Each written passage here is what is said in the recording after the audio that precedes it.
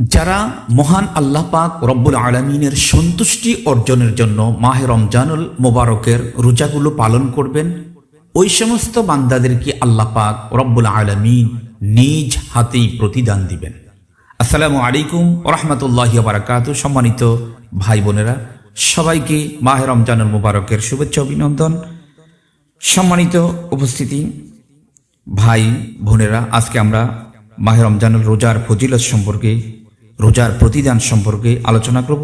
আল্লাহর প্রিয় নবী মুহাম্মদ রাসূলুল্লাহ সাল্লাল্লাহু আলাইহি সাল্লাম বলছেন, ক্বালা নবী সাল্লাল্লাহু তাআলা আলাইহি সাল্লাম, কুল্লু আমালি বিন আদম ইউদাইফু হাসানাতু বিআশরি আমসালিহা ইলা 700 দিআফিন। আল্লাহর প্রিয় নবী মুহাম্মদ রাসূলুল্লাহ সাল্লাল্লাহু তাআলা আলাইহি ওয়াসাল্লাম বলছেন, আদম সন্তানের প্রত্যেক নেক আমলের সওয়াব 10 গুণ হইতে বৃদ্ধি করিয়া 700 গুণ পর্যন্ত বৃদ্ধি করিয়া দেন। সুবহানাল্লাহ। ক্বালা আল্লাহু তাআলা, আল্লাহ পাক রব্বুল আলামিন বলছেন, ইল্লা সাওম, তবে রোজা ব্যতীত।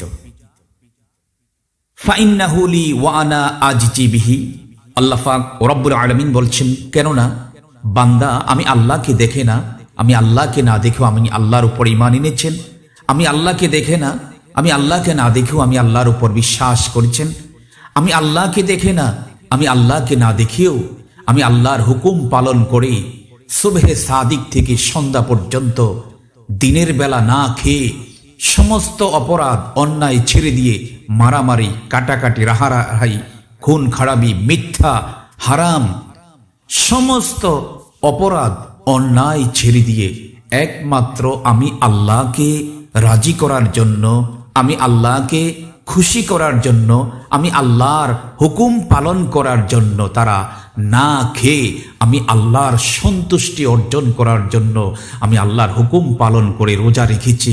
অতএব ওই সমস্ত বান্দাদের আমি আল্লাহ নিজ হাতে তাদেরকে প্রতিদান দিব। আর আল্লাহ পাকের প্রতিদান কি হতে পারে? আল্লাহ পাক হয়তো এই মাহে রমজানুল মোবারকের ফয়েজ ও বরকতে, এই মাহে রমজানুল মোবারকের রোজার উসিলায় আল্লাহ হয়তো আমার আপনার বিগত বছরের সমস্ত অপরাধ অন্যায়গুলো মাফ করে দিতে পারেন। সুবহানাল্লাহ।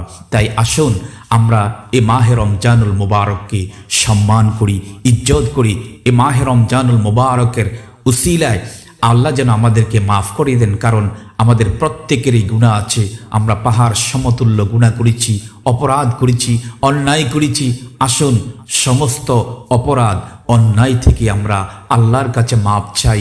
মাপ চাওয়ার একটাই মাধ্যম, আল্লাহ আমাদেরকে সুযোগ করে দিয়েছেন, এই মাহে রমজানুল মোবারক আমাদেরকে নসিব করেছেন।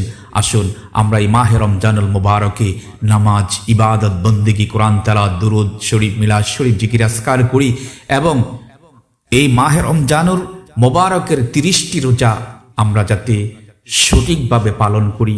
যদি আল্লাহর সন্তুষ্টির জন্য এই মাহে রমজানুল মোবারকের 30টা রোজা আমরা রাখতে পারি, আল্লাহ এই রমজানুল মোবারকের উসিলায় আমার আপনার গুনাহ মাফ করে দিবেন। কাল কিয়ামতের ময়দানে হয়তো আল্লাহ এই রমজানুল মোবারকের উসিলায় আমাকে আপনাকে মাফ করে দিয়ে আমাদেরকে জান্নাতের মেহমান হিসাবে কবুল করতে পারেন। আমরা সেই আশাবাদী। আমরা আসুন আমরা সমস্ত অপরাধ অন্যায় ছেড়ে দিয়ে 5 ওয়াক্ত নামাজ পড়ি, রোজাগুলো সঠিকভাবে পালন করি। আল্লাহ পাক আমাদেরকে কবুল করুক। আমিন। আসসালামু আলাইকুম ওয়া রাহমাতুল্লাহি ওয়া বারাকাতুহু।